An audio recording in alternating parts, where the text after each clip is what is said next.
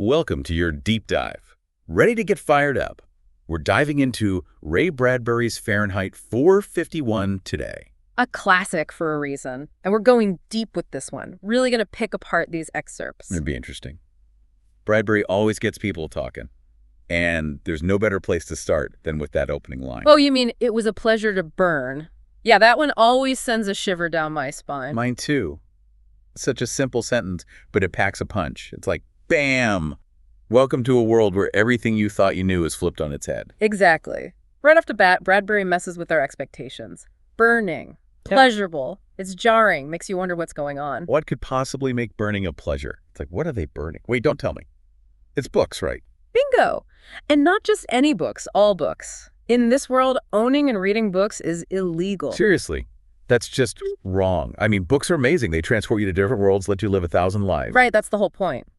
But in Bradbury's dystopia, people have been conditioned to fear knowledge, to see books as dangerous. And the firemen, they don't put out fires. They start them.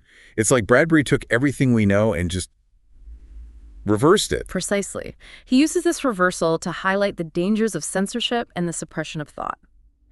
By showing us a world where books are burned, he makes us appreciate their importance even more. Makes you wonder, what happened to get them to this point? Was there some catastrophic event? Or was it a slow, insidious creep of censorship?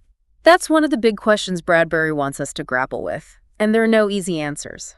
But the novel does hint at a society consumed by instant gratification, where critical thinking has been replaced by mindless entertainment. Sound familiar? A little too close to home, maybe. It's scary to think how relevant Fahrenheit 451 still is today. Right. It's a cautionary tale, a reminder of what we stand to lose if we're not careful. Bradbury's message, his plea for us to protect intellectual freedom, it's as important now as it was when he wrote the book. Absolutely. So how does Bradbury make this dystopia feel so real? I mean, he doesn't just tell us, right? He shows us. Exactly. And he does that through vivid imagery and powerful metaphors. Take, for example, the way he describes the firemen's suits. They're not your typical firefighting gear.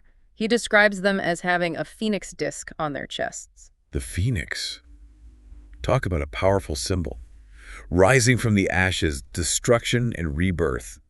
It's like Bradbury's telling us that even in the face of censorship, the human spirit, the desire for knowledge, can never be truly extinguished. Exactly. It's a message of hope, a reminder that even in the darkest of times, there's always a possibility for renewal, for change. And that's a message we can all take to heart. Absolutely. This deep dive has definitely given me a lot to think about. Same here. There's so much to unpack in this book. There really is. And for our listeners, if you haven't already, I highly recommend diving into Fahrenheit 451. You won't regret it.